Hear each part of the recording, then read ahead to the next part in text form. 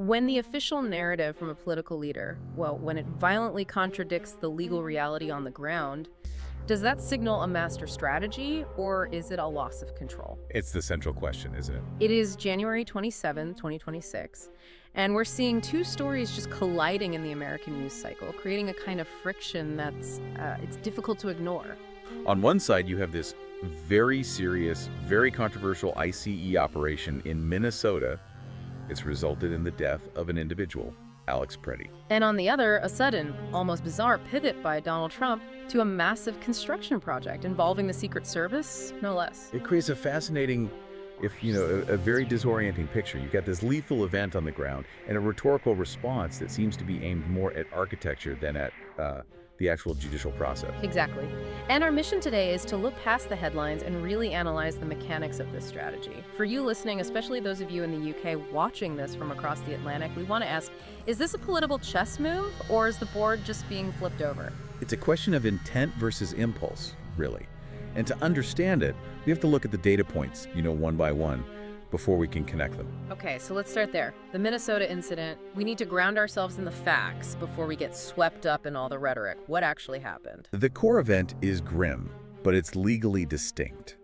Agents from ICE Immigration and Customs Enforcement were conducting an operation.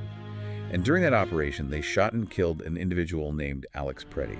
So we have a lethal use of force by federal agents on U.S. soil. Correct. Now, in any standard political timeline, the immediate aftermath would be ballistic investigations, body camera footage, questions about protocol. All the standard procedure. Right. But the political reaction here was instantaneous. And that's where this signal really separates from the noise. You're talking about Donald Trump's response, his social media posts? Yes. The reporting suggests he is primarily unhappy with the, quote, bad press the operation is generating. Note that. The concern isn't about the shooting or defending the agents or even the tragedy itself. It's about the optics. It's a PR crisis first, a legal crisis second. But this is where, for me, it gets really interesting. He didn't just deflect. He didn't just say no comment. He reframed the entire reality of what's happening in Minnesota. He's calling this incident a cover-up. A cover-up for what? This is the critical pivot. He claims it's a cover-up for billions of dollars allegedly stolen from the state. Billions. Billions. He's alleging massive monetary fraud and saying that illegal criminals infiltrated the state because of, open border policies. Okay, let's just unpack this for a second because that is a massive leap. We have a shooting death involving federal agents, and the counter-narrative is bank robbery and missing billions. Right. Looking at the facts we have, how does a shooting connect to financial fraud? I mean, is that connection logical at all, or is it purely rhetorical? Logically. Well, the causal link is non-existent based on the available information. There's no evidence presented that Alex Preddy was involved in international finance or embezzlement or anything like that. The two events, the shooting and the alleged fraud, they occupy completely different realities. So why do it? Why throw billions into a conversation about a shooting? If you're trying to manage a crisis, doesn't that just add more confusion? Well, often the confusion is the goal. Rhetorically, it's a very powerful device. It raises the stakes. A shooting is a tragedy. Billions of dollars stolen is a full-blown conspiracy. It's that fire hose of falsehood idea, isn't it? It is. It's a propaganda technique where you just flood the zone with so many high-stakes, shocking claims that the audience and the media, they just can't process them all. If I force the media to spend the next 48 hours debunking a claim of billions in fraud, they have significantly less time to investigate the ballistics of the actual shooting. It's a resource allocation war. You're bankrupting the attention economy. Precisely. You can almost visualize it, like two screens in front of you. On the left, you have the grim, gritty reality of a shooting investigation on a snowy Minnesota street. It's cold, it's legal, it's specific. But on the right screen, you have this wall of digital text. Massive bank robberies, missing billions, a statewide conspiracy. It's neon, it's flashing, it's urgent.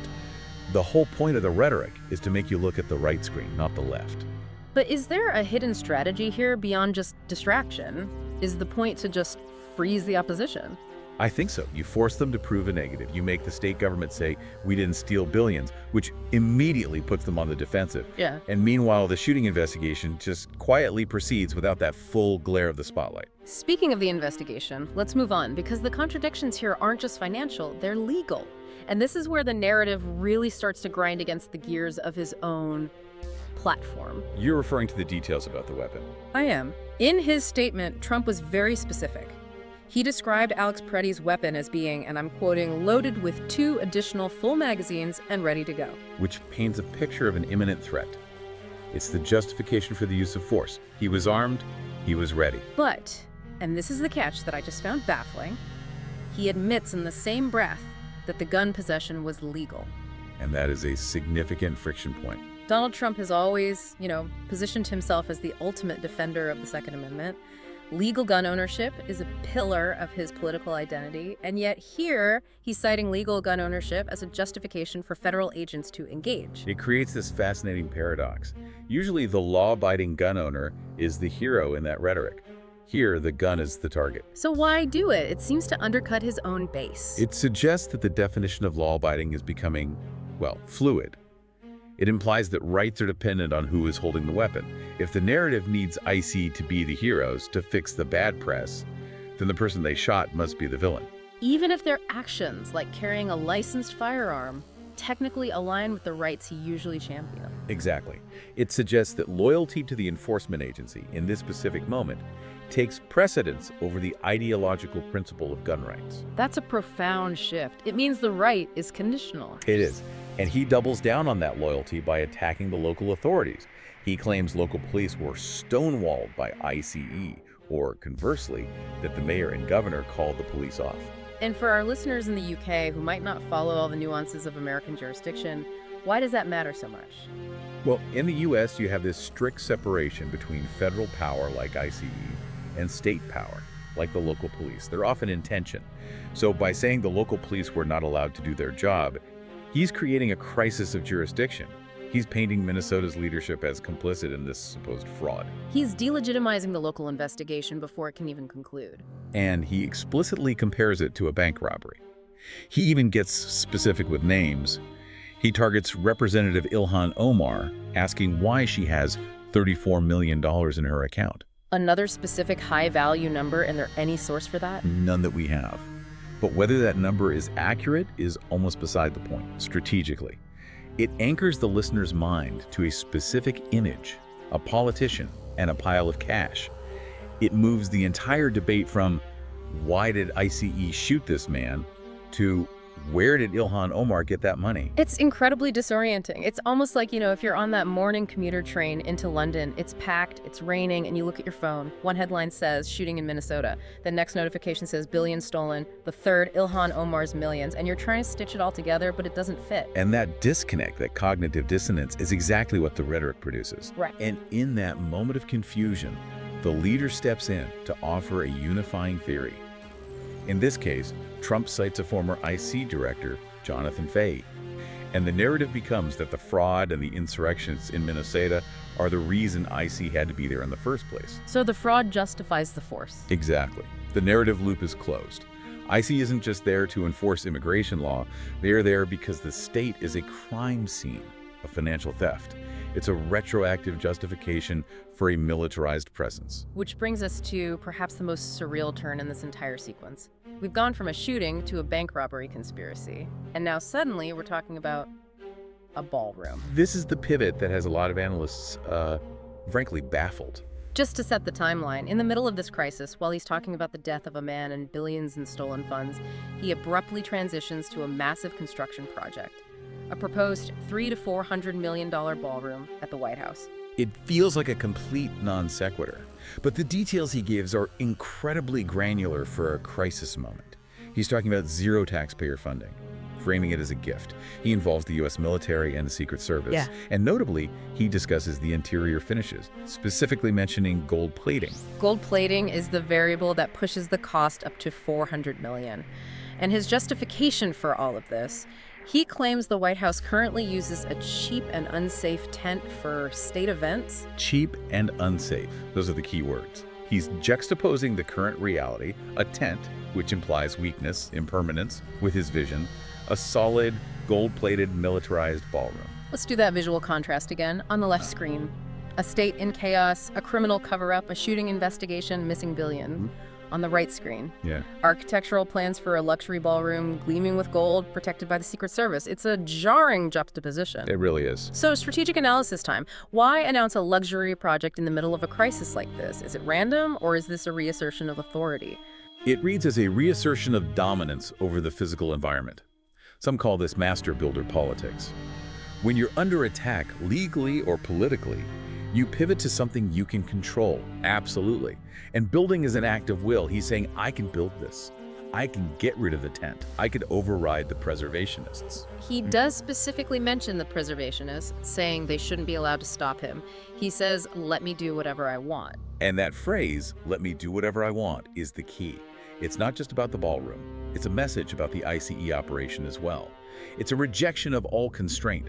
Whether it's historical preservation laws or legal protocols for ICE agents, he's framing all constraints as obstacles to greatness. So the ballroom isn't just a building, it's a symbol of unconstrained executive power. Precisely. And functionally, it's the ultimate distraction. It's a classic strategy, sometimes called the dead cat strategy. A dead cat. The idea is, if you're losing an argument, you throw a dead cat on the table. Everyone immediately stops talking about the argument, starts talking about the cat. In this case, the cat is a $400 million gold ballroom. Yeah. It's much easier to debate aesthetics than the legality of a state-sanctioned shooting. But this all brings us to the forecast. The analysis we're looking at suggests this behavior indicates he is, quote, losing his grip on three specific things: reality, his party, and the media narrative about ICE. That is the assessment. When the pivots become this extreme, from a death to gold plating in a single news cycle, it suggests the standard tools of political management are failing. He's in controlling the narrative. He's trying to drown it. We're 9 months from the midterms. If this is where we are in January 2026, what do the next 9 months look like? The forecast is for escalation. If the goal is to regain popularity and control, and the current methods are just resulting in bad press, the expectation is a move toward more authoritarian posturing. The source mentions the potential for firing staff, for lashing out. Yes. When a leader feels that grip loosening, the instinctive reaction is often to tighten it. We can expect a dramatically unhinged escalation.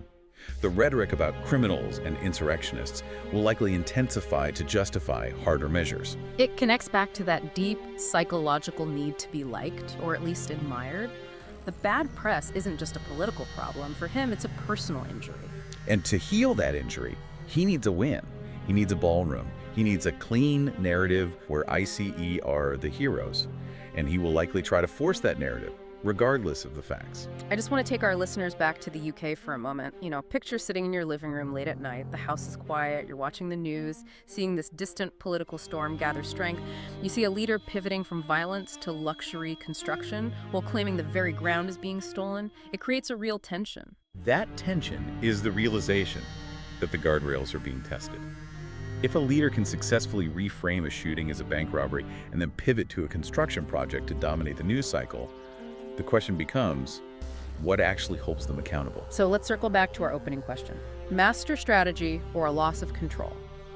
We've seen this pivot from a lethal shooting to claims of financial fraud, ending with plans for a $400 million ballroom.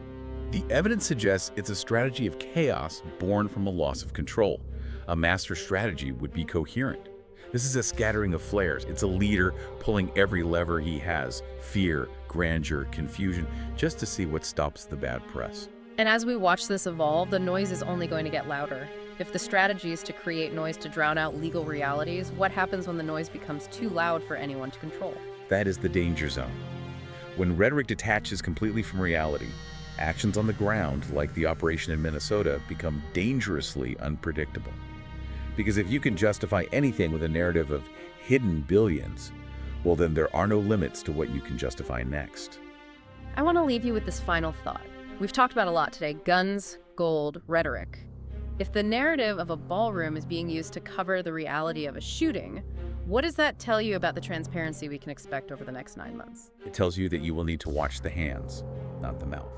Thank you for listening to The Deep Dive. Keep analyzing. Stay curious.